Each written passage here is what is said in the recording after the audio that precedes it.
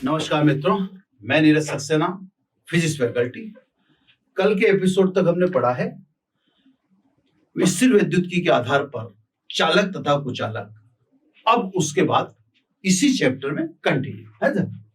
अब हमें पढ़ना है आवेशन की विधियां,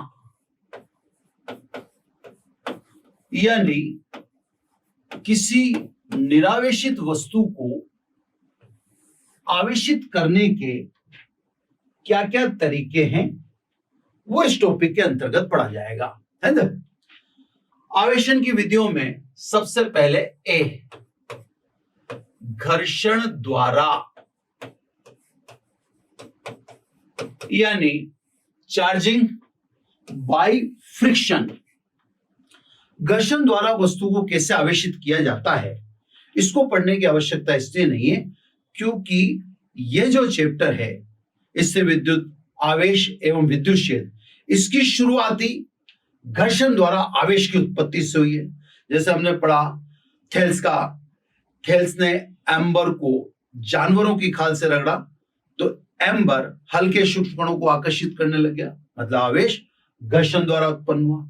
इसके बाद हमने पढ़ा डॉक्टर गिलबर्ट ने लाख, गंधक, ऊन आदि के बारे में बताया कि विद्युत रोधी पदार्थों को जब परस्पर रगड़ते हैं तो पदार्थ हल्के सूक्ष्म कणों को आकर्षित करने लगते हैं। इसका मतलब यहां भी हम यही कहना चाहते थे कि हल्के सूक्ष्म कणों को आकर्षित करने का गुण, मतलब वस्तु का आवेशन घर्षण के द्वारा हुआ है। इसके बाद हमने आवेश के प्रकार में एक प्रयोग किया जिसमें कांच की छड़ को हमने रेशम से रगड़ा तो कांच की छड़ धनावेशित हुई, रेशम का कपड़ा ऋणावेशित हुआ। वहां भी इस बात का हम प्रमाण दे चुके कि आवेशन घर्षण के द्वारा हो। उसी में हमने प्रयोग नंबर 2 पढ़ा कि एबोनाइट की छड़ को बिल्ली की खाल से रगड़ा गया तो एबोनाइट की छड़ ऋणावेशित हुई और बिल्ली की खाल धनावेशित, यानी वहां भी हमने बताया कि आवेशित करने का एक तरीका घर्षण है। वास्तविकता में जो उस प्रक्रिया में आवेश की उत्पत्ति होती थी उसको कहते ही घर्षण आवेश थे। आवेशन की दूसरी विधि है चालन द्वारा, यानी चार्जिंग बाय कंडक्शन। आवेशन की वह विधि जिसमें एक निरावेशित वस्तु को आवेशित वस्तु से टच कराया जावे। संपर्क में लाना अलग चीज है, टच कराना अलग चीज है। स्पर्श और संपर्क दोनों का अलग अलग अर्थ है, यानी कांटेक्ट में आना अलग बात है, टच कराना अलग बात है। चालन में आप स्पष्ट रूप से समझ लीजिए कि निरावेशित वस्तु को आवेशित वस्तु से टच कराया जाएगा तो जहां पर ये दोनों वस्तुएं एक दूसरे को स्पर्श करती हैं, उस स्पर्श बिंदु से आवेश आवेशित वस्तु से निरावेशित वस्तु की ओर गमन करता है, फलस्वरूप निरावेशित वस्तु आवेशित हो जाती है। आवेशन की यह विधि चालन कहलाती है। इसको मैं आपको छोटे से प्रयोग द्वारा समझाता हूं। यह हमने साहब समान आकार के धातु के गोले A तथा B को लिया। समान आकार का इसलिए लिया है बच्चों कि आवेश का वितरण निर्धारित करता है विभव, और विभव अगले चैप्टर में हम पढ़ेंगे। इसका मतलब इस चैप्टर में हमें आवेश के वितरण का तरीका पता नहीं होगा क्योंकि आवेश का वितरण निर्धारित किससे होगा, विभव विभवांतर से, जो अगले चैप्टर में है। तो स्वाभाविक है हम फिर यहां आवेश का वितरण कैसे करेंगे, तो इसीलिए मैंने क्या करा, समान आकार के धातु के गोले ले लिए। समान आकार के इसलिए ले लिए क्या विभव को समझने की आवश्यकता ही नहीं है, समान आकार में आवेश का वितरण भी समान होगा, है ना। तो सब विभव न पढ़ने के कारण हमने यह समान आकार के धातु के गोले ले लिए जिनमें एक आवेशित है एक निरावेशित है। इन्हें कुचालक स्टैंड पे रख दिया। कुचालक स्टैंड पे इसलिए रखना पड़ता है कि आपको पिछले एपिसोड में बता दिया गया है कि अगर किसी आवेशित वस्तु को आपने पृथ्वी से स्पर्श में रख दिया तो पृथ्वी उस आवेशित वस्तु का संपूर्ण आवेश अवशोषित कर लेगी तथा वस्तु को उदासीन कर देगी। इस प्रक्रिया को हम भूसंपर्कित यानी अर्थिंग कहते हैं। तो साहब कुचालक स्टैंड पर समान आकार के दो धातु के गोले चित्र में दर्शाए गए। अब बच्चों इसमें से एक गोला आवेशित है, तो साहब ये एक गोला ए अपन ने दिखा दिया आवेशित है, इस पर आवेश अपन ने बता दिया Q, और दूसरा गोला जिसको हम आवेशित करने के लिए लाए फिलहाल वह निरावेशित है, यानी गोला B निरावेशित है। अब हमें चालन विधि के द्वारा गोले B को आवेशित करना है। तो चालन विधि क्या कहती है कि जिसे आवेशित करना है उन दोनों को टच करा दीजिए।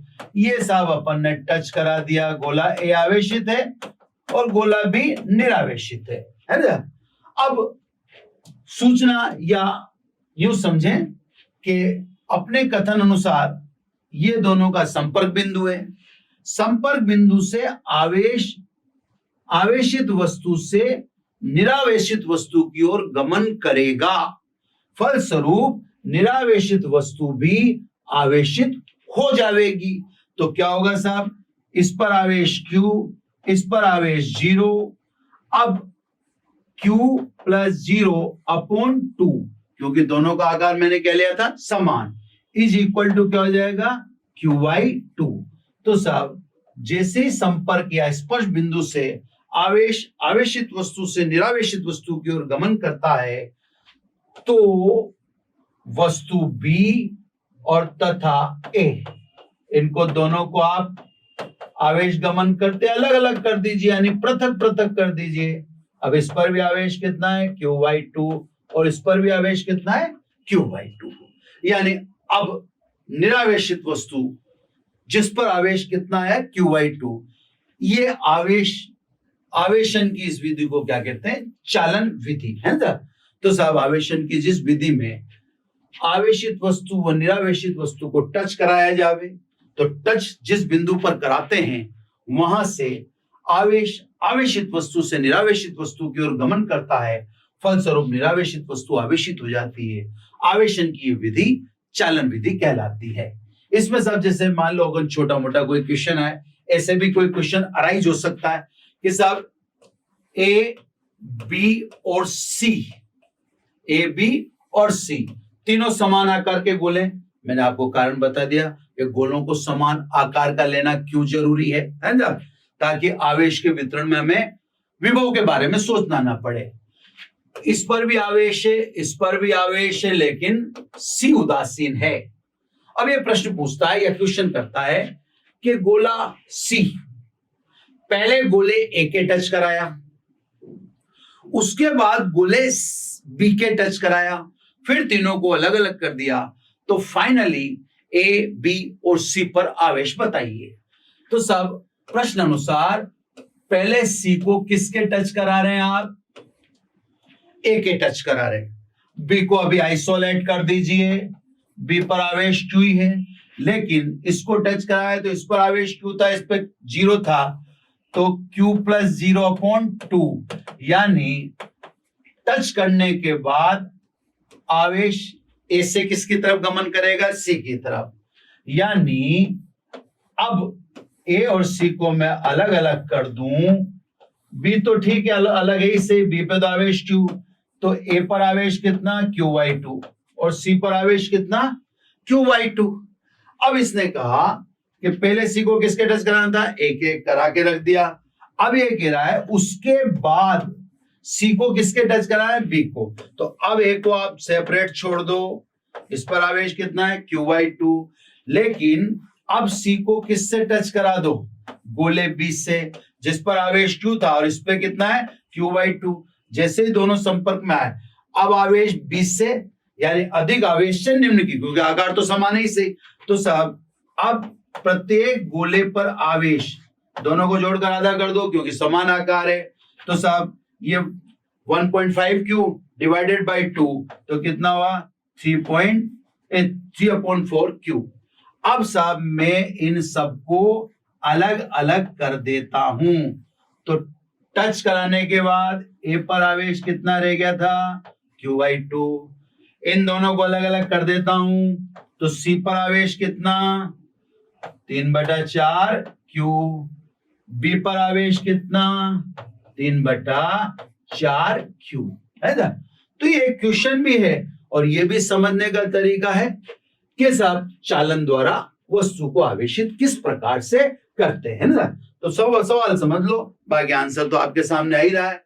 ये कहता है 3 समान आकार के गोले जिसमें गोला ए गोला बी आवेशित है, गोला सी निरावेशित है। गोले सी को पहले ए के टच कराओ, करा दिया, उसके बाद सी को बी से टच कराओ, यहां करा दिया, तो तीनों को फिर बाद में अलग अलग कर दो, तो इन पर आवेश फाइनली यानी अंत में क्या रहेगा। तो ये जो भी है वो आपको समझा दिया गया है ना। तो साहब ये आवेशन की विधि चालन पर। अब आवेशन की तीसरी विधि पर चर्चा करेंगे। ये तीसरी विधि है बाई इंडक्शन यानी चार्जिंग बाई इंडक्शन। अब विधि है प्रेरण। प्रेरण विधि और चालन विधि में अंतर है ना। चालन विधि में हम कहते हैं आवेशित वस्तु निरावेशित वस्तु के टच करानी पड़ेगी, स्पर्श करानी पड़ेगी। आप प्रेरण विधि में ध्यान रखें कि अब आप स्पर्श नहीं करा सकते हैं, संपर्क में ला सकते हैं। तो आवेशन की वह विधि जिसमें निरावेशित वस्तु को आवेशित करने के लिए किसी आवेशित वस्तु के संपर्क में लाया जावे और निरावेशित वस्तु को आवेशित कर दिया जावे, उस विधि को प्रेरण कहते हैं। यानी अब निरावेशित वस्तु का और आवेशित वस्तु का टच होना पॉसिबल नहीं है। इसको मैं एग्जांपल से समझाऊं। जैसे हमारे सामने टास्क है कि ये एक गोला दे दिया सब। अब आप समझ गए होंगे इनको कुछ अलग स्टैंड पे रखना है, बार बार कुछ अलग स्टैंड बनाऊं ये जरूरी नहीं है ना। अब सब गोले ए जो निरावेशित है यानी Q बराबर 0, इससे हमें आवेशित करना है, विधि रहेगी प्रेरण। अब साहब इस पर कौन सा आवेश लाना है ये आप मेरे को बताइए। जैसे सपोज आप चाहते हैं कि इस पर धन आवेश लाया जावे, क्लियर साहब, इस पर धन आवेश लाया जावे तो उसका टेक्निक क्या है अब ध्यान से समझें। ये एक आवेशित वस्तु है, बार बार स्टैंड नहीं बनाऊंगा ना, स्टैंड एक बार बना दिया, अब आप क्लियर। ये एक आवेशित वस्तु है जिस पर आवेश है ऋण। आप धन आवेशित करना चाहते हैं किसको, एक को। ये आप स्पर्श मत कराइए, स्पर्श करा देंगे तो कौन सी विधि हो जाएगी, चालन विधि। अब आप इस ऋण आवेशित वस्तु को किसके समीप ले आइए, निरावेशित वस्तु ए के समीप ले आइए। टच नहीं कराना है, ये बार बार मैं बोलूंगा। इसका इलेक्ट्रॉन या ऋण आवेश इसके ए के इलेक्ट्रॉन को प्रतिकर्षित करेगा। ये सब माइनस क्यू लिख देता हूं क्योंकि नेगेटिव इस चालक के इलेक्ट्रॉन को प्रतिकर्षित करेगा। तो स्वाभाविक है सामने की ओर से इलेक्ट्रॉन जस्ट अधिकतम दूरी पर चले जाएंगे। इस सरफेस पर इलेक्ट्रॉन की क्या हो जाएगी सब, कमी हो जाएगी। इलेक्ट्रॉन की डिफिशियंसी को हम कहते हैं धन आवेश। तो ऋण छड़ के सामने की ओर कौन सा आवेश प्रेरित हो गया, धन आवेश। इसको तो कहते हैं प्रेरित आवेश। ध्यान से समझना, छोटी सी चीजें हैं लेकिन आगे कहीं काम आ जावे, है ना। ये तो है प्रेरित आवेश जिसका प्रयास तो हमने किया है। ये प्रेरित नहीं है, इसको तो क्या बोलोगे आप, मुक्त आवेश। ये तो साहब इस ऋण आवेशित छड़ से प्रतिकर्षण के कारण गए। ये तो हमने धन तो प्रेरित कराना था, इसलिए हम कौन सी छड़ लाए, ऋण आवेशित लाए। तो साहब इलेक्ट्रॉन का जो प्रतिकर्षण होके अपोजिट सरफेस पे जाना है वो मुक्त आवेश, वो हमने चाहा ही नहीं था। हमने जो चाहा था उसी अकॉर्डिंग हम एक आवेशित छड़ लाए, ठीक है था। तो जो हमने प्रेरित किया वो तो ये धन है और वो मुक्त हुआ। अभी देखा जाए तो टोटल आवेश 0 है, यानी इस समय आप इस गोले को आवेशित नहीं कह सकते क्योंकि इसकी एक सरफेस पर माइनस क्यू, दूसरी सरफेस पर प्लस क्यू है। अब आपको क्योंकि इसको धनावेशित करना है तो अब ध्यान से देखिए, ये छड़ अपनी जगह संपर्क में ही बनाए रखें। ये आप समझ ही चुके कि इस सरफेस पर ये प्लस क्यू, ये आपको माइनस से समझा ही रखा है, इसको अपन प्लस क्यू क्वांटिटी में मान रहे इसको मैं। अब आप क्या करिए कि इस अपोजिट सरफेस को अर्थिंग कर दीजिए, भू संपर्कित कर दीजिए। भू संपर्कित कर देंगे तो ये मुक्त ऋण आवेश इस तार के द्वारा या चालक के द्वारा किस में प्रवेश कर जाएगा? अर्थ में प्रवेश कर जाएगा, और अब इस गोले पर रह जाएगा ओनली कौन सा आवेश? धन आवेश। तो सब जैसे आपने अर्थिंग किया, अर्थिंग करके आप अर्थ और इस ऋण आवेशित क्षण दोनों को हटा दीजिए, तो बताओ गोले पर अब आवेश कौन सा वाला होगा? Plus Q. ये सब निरावेशित गोला था जिसे आपने किसी से टच कराए बिना क्या कर दिया? आवेशित कर दिया, धन आवेशित कर दिया। आवेशन की इस विधि को कहते हैं प्रेरण, है ना। ऐसा भी एक क्वेश्चन अराइज हो सकता है, क्या प्रेरण विधि के द्वारा हम दो गोल समान आकार के गोलों पर समान किंतु विपरीत आवेश ला सकते हैं क्या?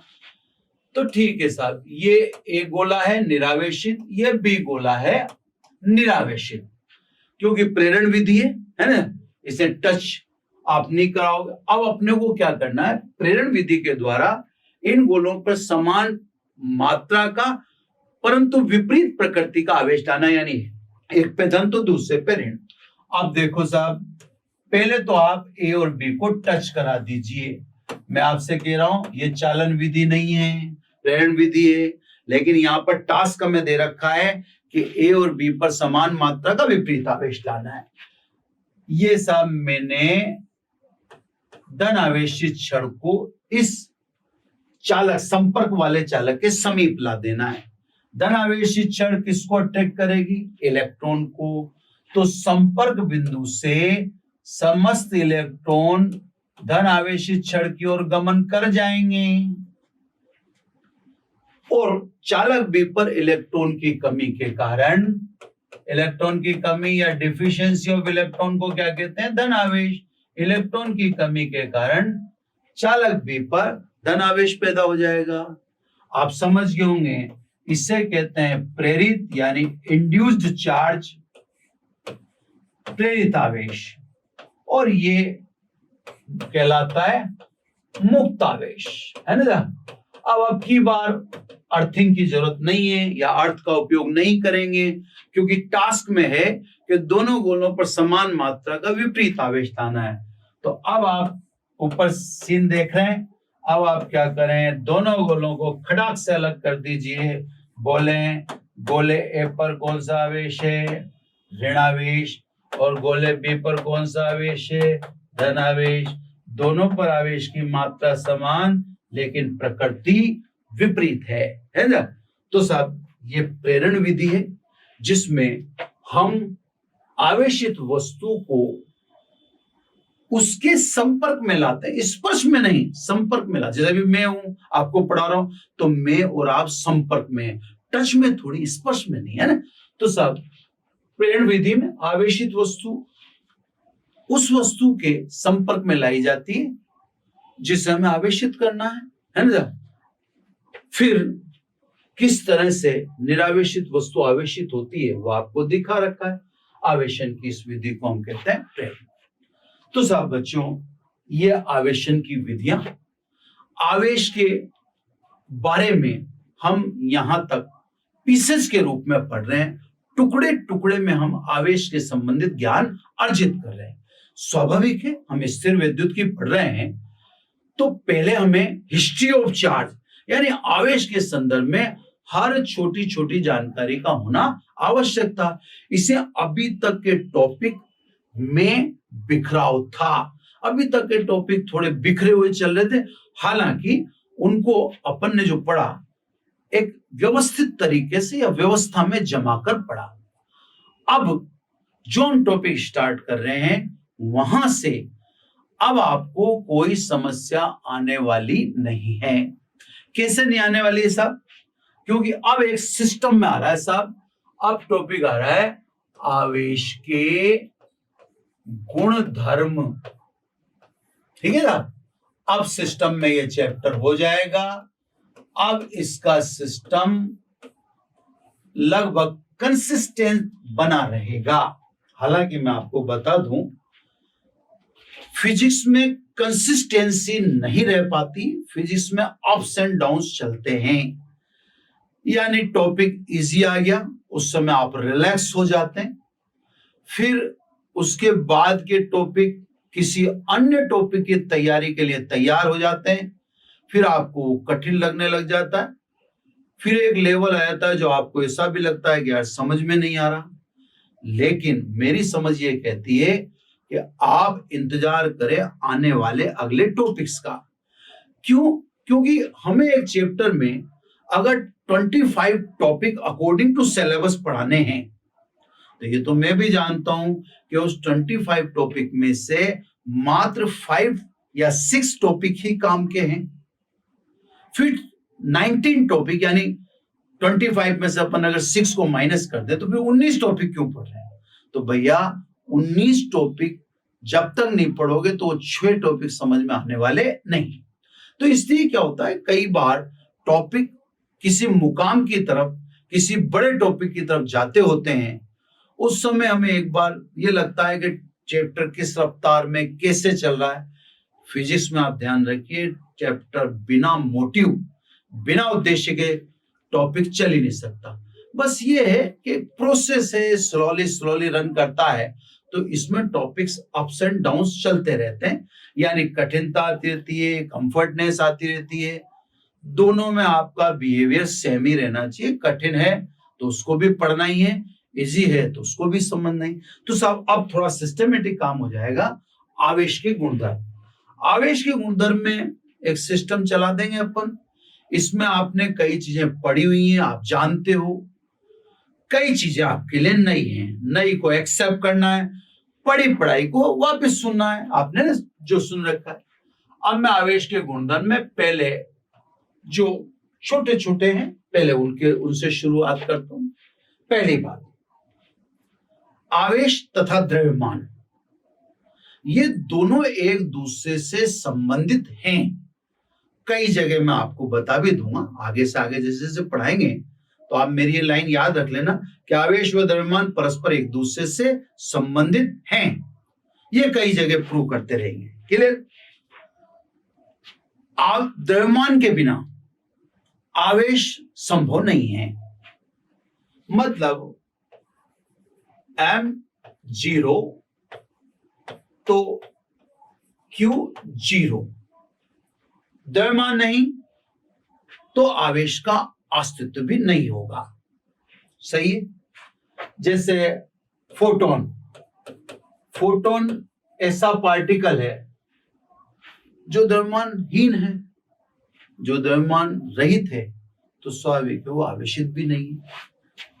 आप और पढ़ोगे न्यूट्रिनो, पार्टिकल के नाम आपने सुन रखे हो, ये जरूरी नहीं है खूब पार्टिकल है, बस आप तो सुन के मजा लीजिए ना। न्यूट्रिनो का विराम द्रव्यमान 0 है, ये पार्टिकल भी आवेशित नहीं। बात सही है साहब? तो साहब आवेश के बिना, द्रव्यमान के बिना आवेश का अस्तित्व संभव नहीं है।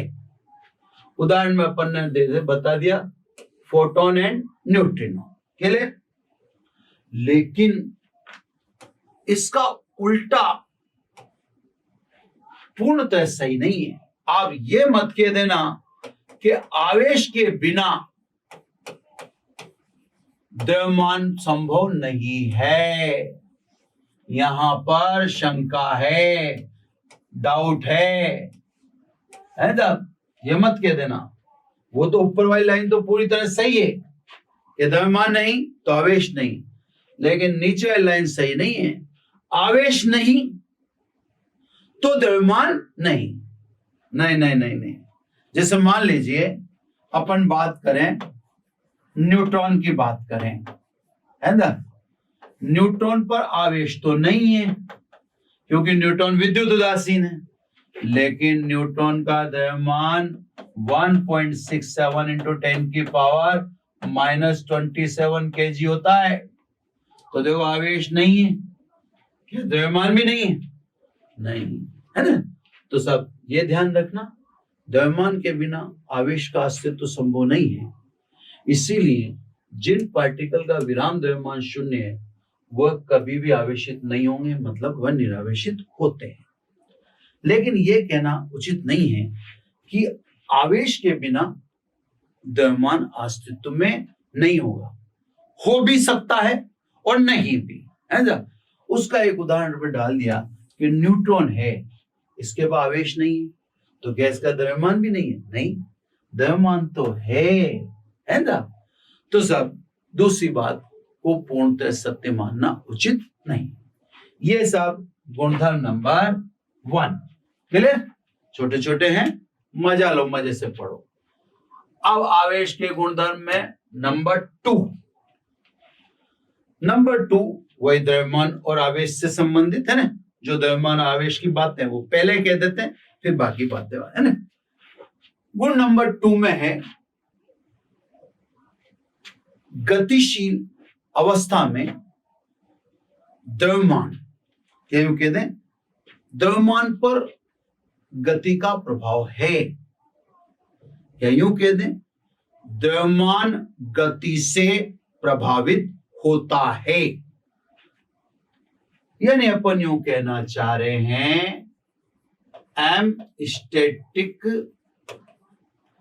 Is not equal to m kinetic. यानी स्थिर अवस्था में द्रव्यमान गतिशील अवस्था में द्रव्यमान के बराबर नहीं होता है। तो वस्तु की गति से द्रव्यमान प्रभावित है। अब साहब इसको कैसे आप समझाओगे? तो इसको आप थ्योरी ऑफ रिलेटिविटी यानी आइंस्टीन के सापेक्षिकता के सिद्धांत से समझा सकते हो। आपके कभी केमिस्ट्री में आया हो, m डायनामिक लिख दो या काइनेटिक लिख दो, is equal to m static upon root 1 minus v square upon c square.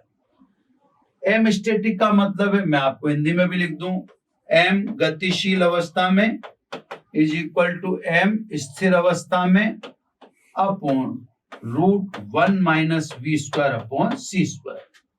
तो आपने देख रखा है कि गतिशील अवस्था में द्रव्यमान वस्तु के वेग पर डिपेंड करता है।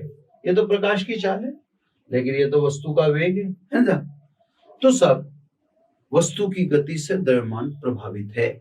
यह साफ दिख गया, m kinetic is not equal to m। हाँ, अगर ये कह सकते हैं आप, जैसे मान लीजिए, तो आप छोटी मोटी बातें, v much less than c, तो v square upon c square approximately equal to 0। अब v square upon c square approximately 0 हो जाएगा, तो गतिशील अवस्था में द्रव्यमान बराबर स्थिर अवस्था में द्रव्यमान। तो जब वस्तु का वेग बहुत कम हो, यानी v much less than c, तो v square upon c square approximately equal to 0, उस समय गतिशील अवस्था में द्रव्यमान और स्थिर अवस्था में द्रव्यमान दोनों बराबर होते हैं। लेकिन जब वस्तु की गति बढ़ेगी तो m स्थिर is not equal to m गतिशील, है ना। तो यही बात अपन कहना चाहते हैं, है ना। तो सब गति से द्रव्यमान प्रभावित है, लेकिन गति से आवेश प्रभावित नहीं है ना। जैसे अपन सिंपली बात करें, अल्फा पार्टिकल पर आवेश किसके बराबर होता है? धनात्मक व 2 इलेक्ट्रॉन के बराबर, है ना। तो पॉजिटिव व 2 इलेक्ट्रॉन के बराबर। यहां पर छोटा सा ये भी क्लियर कर दें कि अल्फा कण किससे कहते हैं? तो अल्फा कण शुद्ध हीलियम के नाभिक को, या उसी को दूसरे तरीके से आप कहो तो अल्फा कण द्विआयनित हीलियम के परमाणु को। बात तो एक ही है ना। अब देख लो, तो यहां भी ये नाभिक ही है, तो आवेश स्वाभाविक है प्लस 2 इलेक्ट्रॉन के बराबर है। वहां तो द्विआयनित दिखाई दिया और के ही दिया द्विआयनित, तो सब अल्फा पार्टिकल है, इस पर आवेश प्लस 2 इलेक्ट्रॉन यानी धनात्मक है और 2 इलेक्ट्रॉन के बराबर है। अल्फा पार्टिकल स्थिर है तो भी उस पर आवेश यही है, और गतिशील है तो भी उस पर आवेश यही, यानी Q kinetic is equal to Q static है ना।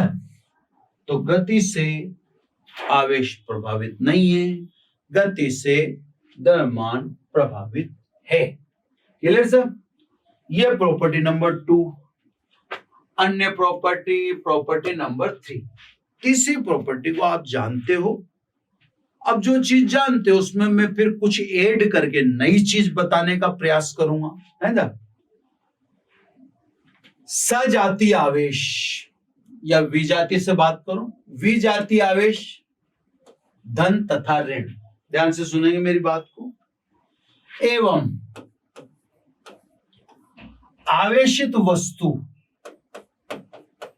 आवेशित कोई सी भी हो, वर्सेस निरावेशित वस्तु, इनके मध्य सदैव आकर्षण ही होगा। अब एक बात तो मेरी आपको सामान्य लगी होगी, एक बात आपको थोड़ी सी अजीब लगी होगी। मैं बात को तो दोबारा बोलूंगा। विजातीय आवेश यानी विपरीत आवेश, धन और ऋण, इनके मध्य तो आप कन्विंस हो कि ये तो परस्पर एक दूसरे को क्या करते हैं, आकर्षित करते हैं। लेकिन मैंने उसके साथ आपको यह भी कहा कि आवेशित वस्तुएं, ये दोनों वस्तुएं आवेशित हैं, है ना, सदैव निरावेशित वस्तु को आकर्षित करती है। मैं छोटा सा एग्जांपल देता हूं। कागज के छोटे छोटे टुकड़े कर दीजिए। कागज शुद्ध कुचालक है, आप भी जानते हैं, है ना। इसके छोटे छोटे टुकड़े कर दिए आपने। अब आपको पता है कागज आवेश रहित है। अब कंगा बालों में रगड़कर कागज के पास लाइए। कंगा धनावेशित हो या कंगा ऋणावेशित हो, वह कागज के टुकड़ों को आकर्षित करेगा ही, है ना, चाहे गंगा धन आवेशित हो चाहे ऋण आवेशित हो। तो साहब मैंने पुष्टि कर दी एक छोटा सा एग्जाम्पल देकर कि साहब आवेशित वस्तुएं सदैव निरावेशित को आकर्षित। ऐसे भी देखना, आप घर पे कभी गौर करना, आप जैसे टीवी की स्क्रीन है, अपने घर में टीवी है, उसको डस्ट आ जाती है उस पर, उसको किसी रेशम के कपड़े आदि से रगड़कर साफ कर देना। क्लियर? स्वाभाविक है, आप जब रगड़कर साफ करोगे तो डस्ट पार्टिकल कपड़े में आ ही जाएंगे। लेकिन आप ये भी समझते हैं, आपने रगड़ के साफ किया तो टीवी की स्क्रीन आपके द्वारा कपड़े से रगड़ने से आवेशित हो चुकेगी। अब आप 2-1 घंटे बाद वापस देखना, टीवी की स्क्रीन पर हाथ लगा के तो उस पर फिर डस्ट के पार्टिकल आ जाएंगे। तो स्वाभाविक है, अब आपको समझ लेना चाहिए कि जब आपने 2 घंटे पहले टीवी की स्क्रीन साफ की तो 2 घंटे बाद वापस डस्ट के पार्टिकल कैसे आ गए? तो स्वाभाविक है, आपने उसको किसी कपड़े से रगड़ा था, फलस्वरूप स्किन आवेशित हो चुकी थी, और स्किन आवेशित हो चुकी तो वह डस्ट पार्टिकल यानी निरावेशित कणों को आकर्षित करेगी। Clear sir? अब आप इससे कन्विंस होंगे।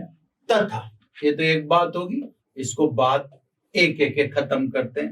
अब बात बी, सजातीय आवेश। सजातीय आवेश में धन और धन, वह ऋण व ऋण, लाइक चार्ज है, इंग्लिश में कहते हैं इनको, are repel to each other, यानी सजातीय आवेश परस्पर एक दूसरे को प्रतिकर्षित करते हैं। Clear sir? तो आप इन दोनों बातों को अच्छी तरह जानते हैं। अब मैंने कुछ नई बात आपको बताने के लिए ये टॉपिक खोला है। तो पहले मैं लिख दूं इन दोनों के बीच में प्रतिकर्षण। तो सब प्रॉपर्टी वाइज इस प्रॉपर्टी को आप जानते थे, इस प्रॉपर्टी को आप जानते थे, तो मैंने आपको बता दिया। क्लियर? अब जो मैं कह रहा हूं वो शायद आप नहीं जानते, है ना? शायद, है ना? कोई वस्तु आवेशित है, उसका निश्चित प्रमाण प्रतिकर्षण है, यानी इसको उल्टा बोलूं, प्रतिकर्षण किसी वस्तु के आवेशित होने का निश्चित प्रमाण है। इसको ऐसे समझाता हूं मैं आपको कि जैसे मान लीजिए सब ये कोई वस्तु है, छड़ मान लीजिए, इसे जो भी माने, ये कोई वस्तु है।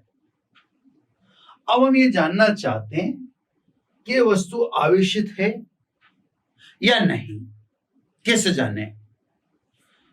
अब ध्यान से समझना, ऐसे जानने के लिए मैं इसके पास एक धन आवेशित वस्तु लाता हूं। ध्यान से समझे आप, मैं एक धनावेशित वस्तु लाया, तो ये तो मैं लाया, नॉन कह दें इसको या ए लिख दें, ताकि अपने को ये क्लियर रहे कि हम जिससे लाए थे वह, आपको इसके बारे में पता करना है कि आवेशित है या नहीं। ये वस्तु इस धनावेशित वस्तु की तरफ अट्रैक्ट होती है, आकर्षित होती है। अब बताएं, क्या वस्तु बी आवेशित है?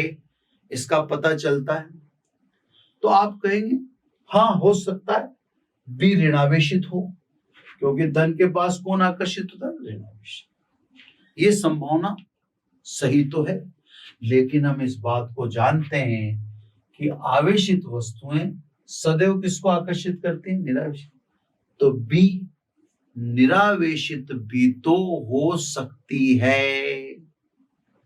तो साहब बी के बारे में ये कहना कि क्षण भी ऋण आवेशित है या आवेशित है, वह पूर्णतः सही नहीं होगा, वो सस्पेक्ट होगा। ये देख लिया आपने। अब सीन नंबर 2 है ना, सीन नंबर 2 में ये सब आपकी वस्तु रही बी और ये वही वस्तु रही ए जो धन आवेशित है। अब जब इनको संपर्क में लाए तो ये वस्तु भी प्रतिकर्षित हुई, क्लियर? वस्तु भी दूर भागी। अब बताओ कि वस्तु भी आवेशित है क्या? वस्तु भी आवेशित है क्या? है तो सब प्रतिकर्षित हुई है।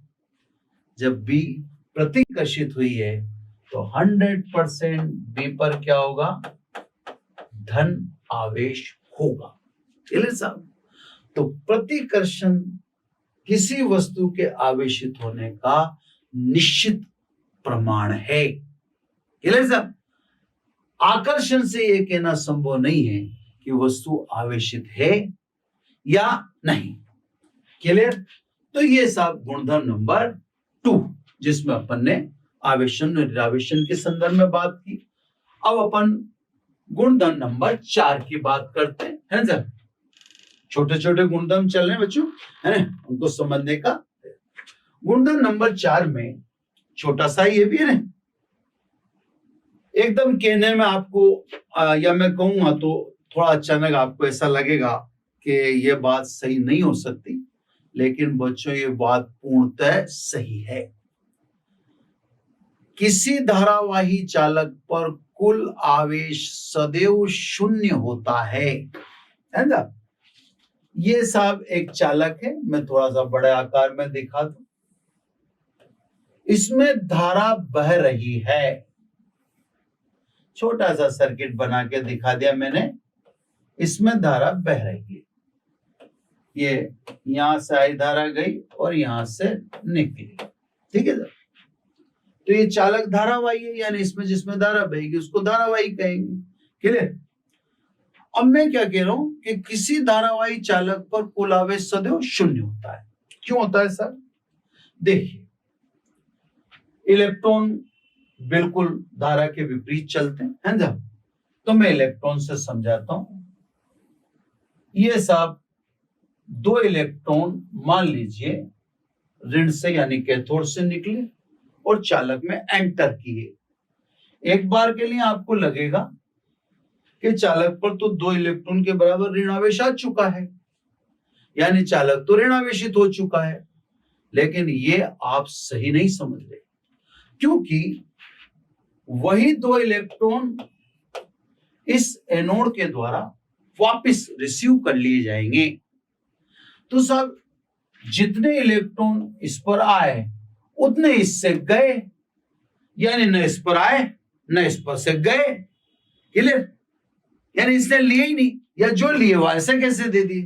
तो चालक पर कोई अतिरिक्त आवेश नहीं है ना, कोई अतिरिक्त आवेश नहीं, लेकिन धारा तो बह रही है ना। तो सब सीधी सीधी बात है, धारा का प्रवाह आवेश की गति से होता है, आवेश से नहीं।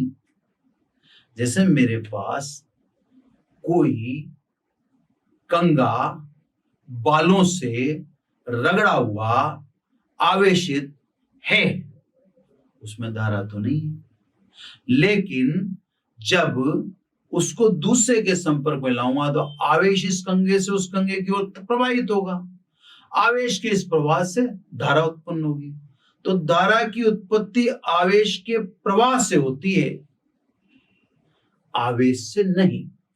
यानी कंगा आवेशित था तब तो धारा उत्पन्न नहीं हुई थी, लेकिन जब हमने कंगे को किसी और वस्तु के संपर्क में लाया तो आवेश कंगे से वहां गया, तो आवेश प्रवाहित होते हैं, किसकी उत्पत्ति? धारा।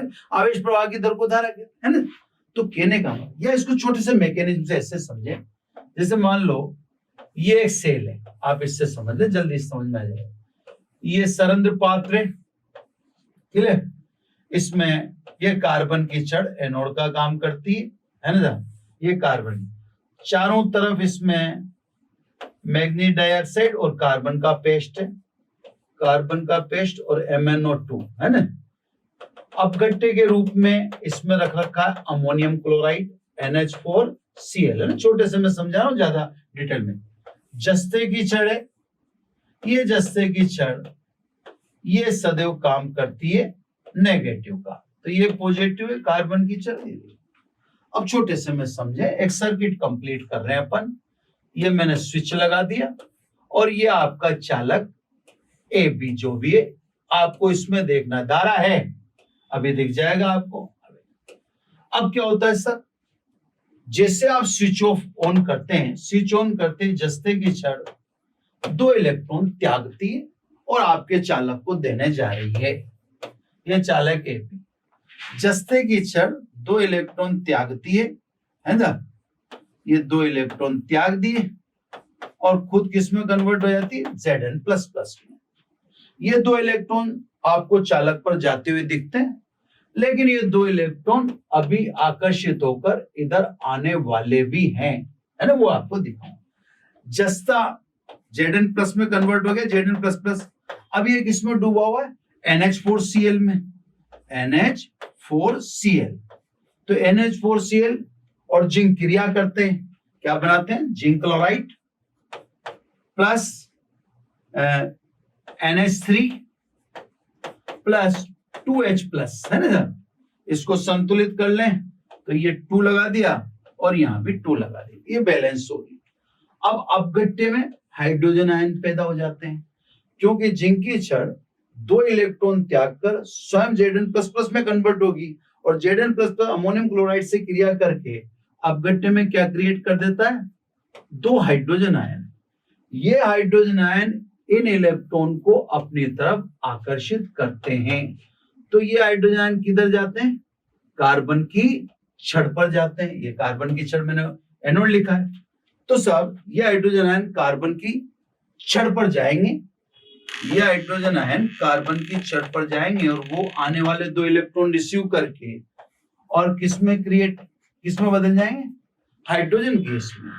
यहां पर हाइड्रोजन गैस इकट्ठी हो जाती है, क्योंकि हाइड्रोजन आयन कार्बन की छड़ पर गए और ये आने वाले 2 इलेक्ट्रॉन को इन्होंने रिसीव किया, फलस्वरूप यह हाइड्रोजन गैस यहाँ पर, इसलिए कई बार आपने देखा हो शेल में एक गैस प्रेशर क्रिएट हो जाता है, वो हाइड्रोजन, यह हाइड्रोजन इस कार्बन की छड़ के चारों तरफ इकट्ठी हो जाती है और चारों तरफ इकट्ठी होने के कारण हाइड्रोजन के अन्य आयनों को प्रतिकर्षित करती है। सेल में दोष पैदा हो जाता है जिसे ध्रुवण कहते हैं। इस ध्रुवण दोष को खत्म करने के लिए हमने ऑक्सीकारक मैग्नीज डाइऑक्साइड का इस्तेमाल कर रखा है। यह हाइड्रोजन MnO2 से क्रिया करती है और Mn2O3 ये बना देती है Mn2O3, है ना, बैलेंस कर लें साहब इसको, ये 2 Mn2O3 हो गया प्लस H2O और ये Mn2O3 नवजात ऑक्सीजन से क्रिया करके वापस किस में कन्वर्ट हो जाता है। तो यहां पर MnO2 हमने कार्बन की छड़ पर इसलिए रखा है कि वह ध्रुवण दोष जो कार्बन की छड़ के चारों तरफ क्या पैदा होने, हाइड्रोजन गैस पैदा होने के कारण है, उस ध्रुवण दोष को समाप्त कर दे। क्लियर।